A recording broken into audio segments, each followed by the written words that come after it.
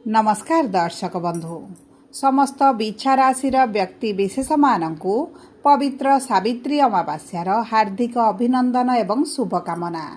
यही 2026 मसीहा मे मास 16 तारिख शनिवार दिन सावित्री अमावास्या पालित होगापाई जाउछि एवं एही दिन सूर्य बुध एकत्र गोचर करी आपणक राशि रे बुधादित्य राजयोग बनाइबा पाई जाउछंती।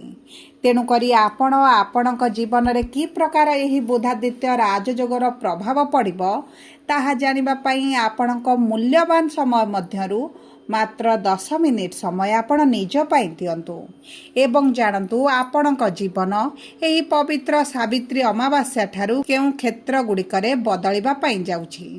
कारण देखंतु ग्रह नक्षत्रक चलन रे हेबो बहुत बड़ परिवर्तन जहाद्वारा आपणक जीवन रे चलीथिबा बहु दुख कष्टर अंत हेबा पाई जाउछि।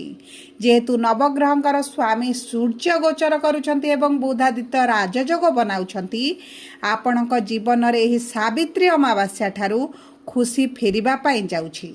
आपणक राशि रे एही राजयोगर संयोग सृष्टि हेबा पाई जाउछि। तीनोटी बड़ शुभ ग्रह मंगल सूर्य एवं बुधंकर चलन आपणकर लक्ष्मी भाव को हेबा पाई जाउछि जे आपणकर धनाधिपति लाभाधिपति एवं भाग्याधिपति अटंती एवं समस्तंकर एही त्रिकोण केंद्र को गोचरटी आपणक जीवनर अधिकांश क्षेत्र रे अशुभत्व को दूर करिबो एवं शुभाशुभ फल को वृद्धि करिबो। किंतु विलंब न करी आसंतु जानिबा एही सावित्री अमावास्या ठारू आपणकर राशिटी बिछा हेले मध्य नक्षत्र अनुଯାୟୀ कि प्रकार प्रभाव पड़िबा पाई जाउछि। कारण समस्त बिछा राशिर व्यक्ति विशेष मानकु एका प्रकारर प्रभाव पड़िबो नाही। किंतु भिडियोटी आरंभ करिबा पूर्वरु जदि आपणकर भी बिछा राशि होइथाए एवं आपण भी ईश्वर को आंतरिक भक्ति एवं विश्वास करंती तेबे भिडियोटी को लाइक करंतु। कमेंट बॉक्स रे जय जगन्नाथ जय मां लक्ष्मी अवश्य लिखि दियंतु। ता सहित आम सह जोगाजोग करिबा पाई वीडियोर मध्य भागरे एक व्हाट्सएप नंबर टीए दिया जाइछि जो नंबर साहाय्य आपण आम सह जोगाजोग करी निजर नूतन कुंडली प्रस्तुत करि परिबे, कुंडली विश्लेषण कराई परिबे किंबा आपणकर चाकरी विवाह व्यवसाय प्रेम संपर्क शिक्षा स्वास्थ्य को नहीं किछि समस्या रहिछि ताहार सहजरे एवं स्वल्प मूल्य रे समाधान करि परिबे। सेतिपई आपण आम सह वीडियोर शेष पर्यंत जोड़ी होई रुहंतु एवं व्हाट्सएप नंबर माध्यम आम सह जोगाजोग करी निज समस्यार समाधान करंतु। एबे आसंतु कार्यक्रमटी को आग को बढ़ाइबा एवं जानिबा आपणक राशि रे क्यों प्रकार परिवर्तन हेबा पाई जाउछि। देखंतु आपणक राशिर स्वामी मंगल सूर्य बुध शुक्रंक सहित शनिक राशि रे विराजमान थिबारु आपणक स्वास्थ्य रे टिके समस्या आपण देखुथिले। आर्थिक परिस्थिति बहुत अधिक खराब रहुथिला। आपणकर आय अपेक्षा व्ययटी बढ़ी जाइथिला। व्यवसाय रे मांदा परिस्थिति सहित आपणकर एभळे कार्य आपणक जीवन रे आसुथिला जेउ कारणरू ऋण सुझिबा पई चिंता करिले मध्य ऋण सुझि पारु नथिले किंबा ऋण सुझिबा पई मध्य आपणक पाखरे पर्याप्त अर्थ प्राप्ति हेउ नथिला। ता सहित आपणक पारिवारिक जीवन रे समस्या संतान संतति को लेकिन अत्यधिक समस्या रही। कर्म क्षेत्र रे तो एभली समस्या रहउची जहाँ आपणक मानसिक दुश्चिंता सहित शारीरिक पीड़ा जंत्रणा को मध्य वृद्धि करुची। तेबे एही भली जहाँ भी समस्या आपणक जीवन रे चलीथिला ताहा एही सावित्री अमावास्या ठारू दूर हेबा पाई जाउची। कि देखंतु बिछा राशिर तीनोटी नक्षत्र रही विशाखा बिछा अनुराधा बिछा एवं ज्येष्ठा बिछा। तेबे सर्वप्रथम जानिबा विशाखा बिछा राशिर व्यक्ति विशेषक जीवन रे एही सावित्री अमावास्या परठारू कि प्रकार परिवर्तन हेबा पाई जाउछि। देखंतु आपण मानकर नक्षत्राधिपति हेले देवगुरु बृहस्पति एवं गुरु विराजमान करिसंते अष्टम भाव रे जेउ कारणरू आपण को एतटा शुभ फल प्रदान करूनाहांती। किंतु आपणकर एही सावित्री अमावास्या परे अचानक धन लाभ होई पारे किंबा पैतृक संपत्ति को नै जेउ डिस्प्यूट रहउची गुप्त शत्रु बढ़ुचंती परिवार लोक संपर्क आपणक शत्रु हेउचंती ତାଙ୍କର ପ୍ରଭାବ ଆପଣଙ୍କ ଉପରେ ଧୀରେ ଧୀରେ କମିବା ଆରମ୍ଭ ହୋଇଯିବ। ତା ସହିତ ଆପଣଙ୍କୁ ଅଚାନକ କିଛି ଧନ ଲାଭ ହୋଇପାରେ, ଆପଣଙ୍କୁ କୌଣସି ନା କୌଣସି ମାର୍ଗରୁ ଅର୍ଥ ପ୍ରାପ୍ତି ହୋଇପାରେ ଏବଂ ଯେଉଁମାନେ ବିଦ୍ୟାର୍ଥୀ ଅଛନ୍ତି ଶିକ୍ଷା କ୍ଷେତ୍ରରେ ସେମାନଙ୍କୁ ନିଶ୍ଚିତ ଭାବରେ ଆକାଶ ଛୁଆଁ ସଫଳତା ପ୍ରାପ୍ତି ହେବ।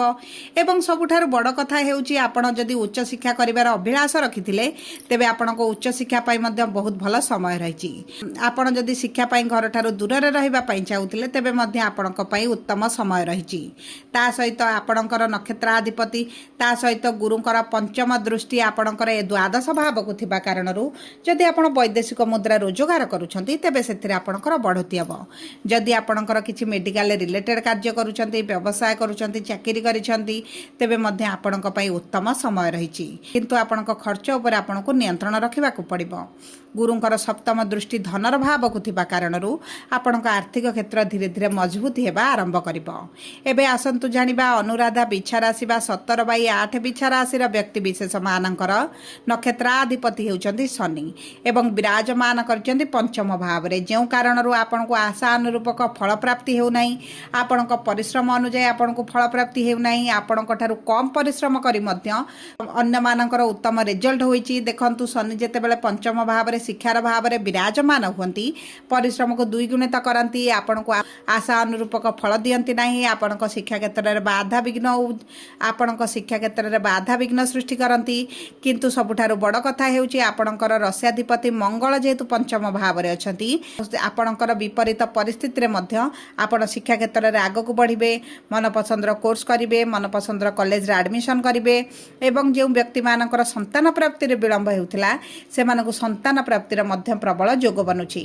ଆପଣଙ୍କ ଶିକ୍ଷା କ୍ଷେତ୍ର ସହିତ ଆପଣଙ୍କ ପ୍ରେମ ସମ୍ପର୍କରେ ମଧ୍ୟ ଉତ୍ତମ ଫଳ ପ୍ରାପ୍ତି ହେବ। ଯଦି ଆପଣ ପ୍ରେମ ବିବାହ କରିବା ପାଇଁ ଚାହୁଁଥିଲେ ତେବେ ଆପଣଙ୍କ ପାଇଁ ସମୟ ଅନୁକୂଳ ରହିଛି। ଯେଉଁ ବ୍ୟକ୍ତିମାନଙ୍କର ବିବାହରେ ସମସ୍ୟା ହେଉଥିଲା, ବିବାହ ହୋଇପାରୁନଥିଲା ତେବେ ଆପଣଙ୍କ ବିବାହ ହେବାର ମଧ୍ୟ ଯଥାସମ୍ଭବ ସମ୍ଭାବନାଟି ଦେଖାଯାଉଛି। କାରଣ ଶୁକ୍ର ଆପଣଙ୍କ ସପ୍ତମାଧିପତି ହୋଇ ସପ୍ତମ ଭାବରେ ବିରାଜମାନ କରିଥିବା ବିବାହ କ୍ଷେତ୍ରରେ ଆପଣଙ୍କୁ ଶୁଭ ଫଳାଫଳ ପ୍ରାପ୍ତି ହେବ। ପରିବାର ମଧ୍ୟରେ ଶୁଭ କାର୍ଯ୍ୟ, ମାଙ୍ଗଳିକ କାର୍ଯ୍ୟ ଅନୁଷ୍ଠିତ ହେବ। ଯଦି ଆପଣ ଚାକିରିର ସନ୍ଧାନରେ ରହିଛନ୍ତି ତେବେ ମଧ୍ୟ ଆପଣଙ୍କୁ ଚାକିରି ପ୍ରାପ୍ତି ହୋଇପାରେ। ଏବେ ଆସନ୍ତୁ ଜାଣିବା ଜ୍ୟେଷ୍ଠା ବିଛା ରାଶିର ବ୍ୟକ୍ତିବିଶେଷମାନେ 18/8 ବ୍ୟକ୍ତିବିଶେଷମାନଙ୍କର ବୁଧ ହେଉଛନ୍ତି ନକ୍ଷତ୍ରାଧିପତି ଏବଂ ବୁଧ ବିରାଜମାନ କରିଛନ୍ତି ଷଷ୍ଠ ଭାବରେ। ଯେଉଁ କାରଣରୁ ଆପଣଙ୍କୁ ଏତେଟା ଶୁଭ ଫଳ ପ୍ରଦାନ କରୁନଥିଲେ, କିନ୍ତୁ ସୂର୍ଯ୍ୟ ବୁଧ ଏକତ୍ର ଆପଣଙ୍କ ସପ୍ତମ ଭାବକୁ ଗୋଚର କରିବେ ମାନେ ଆପଣଙ୍କ ଜୀବନସାଥୀଙ୍କ ସହିତ ଯଦି କିଛି ସମସ୍ୟା ଚାଲିଛି ତାହା ଦୂର ହୋଇଯିବ, ପରିବାର ମଧ୍ୟରେ ସୁଖ ଶାନ୍ତି ଫେରିଆସିବ। ଯଦି ଆପଣଙ୍କ ବିବାହରେ ବିଳମ୍ବ ହେଉଥିଲା ତେବେ ବିବାହ ହୋଇଯିବ। ବିଶେଷ ଭାବରେ ଯଦି ଆପଣ ଗଭର୍ଣ୍ଣମେଣ୍ଟ ଚାକିରି ପାଇଁ କିଛି ପରୀକ୍ଷା ଇଣ୍ଟରଭ୍ୟୁ ଏଣ୍ଟ୍ରାନ୍ସ ରହିଛି ତେବେ ମଧ୍ୟ ଆପଣଙ୍କୁ ଶୁଭ ଫଳ ପ୍ରାପ୍ତି ହେବ। ଆପଣଙ୍କ ସାଥୀଙ୍କର ଯଦି କିଛି ବ୍ୟବସାୟ ରହିଛି କିମ୍ବା ଆପଣଙ୍କର କିଛି ବ୍ୟବସାୟ ରହିଛି ତେବେ ବ୍ୟବସାୟରେ ଆପଣ ଉନ୍ନତି ଦେଖିବେ। ଯଦି ଏହି ସମୟ ମଧ୍ୟରେ ଆପଣ ପାର୍ଟନରସିପ୍ରେ କିଛି ବ୍ୟବସାୟ ଆରମ୍ଭ କରନ୍ତି ତେବେ ଅତ୍ୟନ୍ତ ଶୁଭ ଫଳ ଆପଣଙ୍କୁ ପ୍ରାପ୍ତି ହେବ। ତା ସହିତ ଯେହେତୁ ବୁଧ ମିତ୍ର ରାଶିରେ ରହିବେ ଏବଂ କେନ୍ଦ୍ରରେ ବିରାଜମାନ କରିବେ ବ୍ୟବସାୟୀମାନଙ୍କ ପାଇଁ ତ ବହୁତ ଅଧିକ ଶୁଭଦାୟକ ସମୟ ରହିଛି। ବ୍ୟବସାୟରେ ଲାଭ ବୃଦ୍ଧି ଘଟିବ, ପରିଶ୍ରମ ଅବଶ୍ୟ ବଢ଼ିପାରେ କିନ୍ତୁ ଆପଣଙ୍କର ଯେହେତୁ ଅର୍ଥ ଇନକମ୍ଟି ବଢ଼ିଯିବ ଆପଣଙ୍କ ପରିଶ୍ରମର ଫଳ ଆପଣଙ୍କୁ ନିଶ୍ଚିତ ଭାବରେ ପ୍ରାପ୍ତ ହେବ। ଆପଣଙ୍କ ଆର୍ଥିକ କ୍ଷେତ୍ର ମଜବୁତ ହେବ, ଋଣ କରଜ ଆପଣ ଅଧିକାଂଶ ସୁଝିବା ପାଇଁ ସକ୍ଷମ ହୋଇଯିବେ ଏବଂ ଦେଖନ୍ତୁ ଆପଣଙ୍କର ଯଦି କିଛି କୋର୍ଟ କଚେରୀ କେସ୍ ଚାଲିଛି ତେବେ ଆପଣ ସେଥିରୁ ବାହାରି ଆସିବେ। ଆପଣଙ୍କ ରୋଗ ପ୍ରତିରୋଧକ ଶକ୍ତି ବୃଦ୍ଧି ଘଟିବ ଏବଂ ଯେଉଁ ବିଛା ରାଶିର ବ୍ୟକ୍ତିବିଶେଷମାନଙ୍କର ଚର୍ମଜନିତ ସମସ୍ୟା କିମ୍ବା ଅସ୍ଥି ଜାତୀୟ ସମସ୍ୟା ଥିଲା ସେମାନଙ୍କୁ ସେଥିରେ ଉପଶମ ପ୍ରାପ୍ତି ହେବ। ନିଜ ଖାଦ୍ୟ ପାନୀୟର ଅତ୍ୟନ୍ତ ଭାବରେ ଦାୟିତ୍ୱ ନିଅନ୍ତୁ। ଗ୍ୟାସ୍, ଡାଇଜେସନରେ ସମସ୍ୟା, ପେଟ ଯନ୍ତ୍ରଣା ଭଳି ସମସ୍ୟା ମଧ୍ୟ ଆପଣ ଦେଖିପାରନ୍ତି। ସବୁ ପରେ ଅଶୁଭତ୍ୱକୁ ଦୂର କରି ଶୁଭାଶୁଭ ଫଳକୁ ବୃଦ୍ଧି କରିବା ପାଇଁ ଆପଣ ପ୍ରତ୍ୟେକ ଦିନ ମଙ୍ଗଳଙ୍କର ବୀଜ ମନ୍ତ୍ର 108 ଥର ପାଠ କରନ୍ତୁ, ହନୁମାନ ଚାଳିଶା ପାଠ କରନ୍ତୁ, ସୂର୍ଯ୍ୟଙ୍କୁ ପ୍ରାତଃ ସମୟରେ ଜଳ ଅର୍ପଣ କରନ୍ତୁ, ଶନିବାର ଦିନ ଶନିଙ୍କ ମନ୍ଦିରରେ ସୋରିଷ ତେଲର ଦୀପ ଜାଳନ୍ତୁ, ଅଶ୍ୱସ୍ଥ ବୃକ୍ଷ ମୂଳରେ ସୂର୍ଯ୍ୟ ଉଦୟ ପୂର୍ବରୁ ଜଳ ଅର୍ପଣ କରନ୍ତୁ ଏବଂ ଗୋମାତାଙ୍କୁ ବୁଧବାର କିମ୍ବା ଗୁରୁବାର ଦିନ ରୁଟି ସହିତ ଗୁଡ଼ ମିଶାଇ ଖାଇବା ପାଇଁ ଦିଅନ୍ତୁ। ଆପଣଙ୍କ ପାଇଁ ଅତ୍ୟନ୍ତ ଶୁଭଦାୟକ ରହିବ। ଯଦି ଆପଣଙ୍କର ବିଛା ରାଶି ହୋଇଥାଏ ଭିଡ଼ିଓଟି କିଭଳି ଲାଗିଲା କମେଣ୍ଟ ବକ୍ସରେ ଲେଖି ଜଣାନ୍ତୁ। ଯଦି ପ୍ରଥମ ଥର ଆମ ଚ୍ୟାନେଲକୁ ଆସିଛନ୍ତି ଚ୍ୟାନେଲଟିକୁ ସବସ୍କ୍ରାଇବ୍ କରନ୍ତୁ।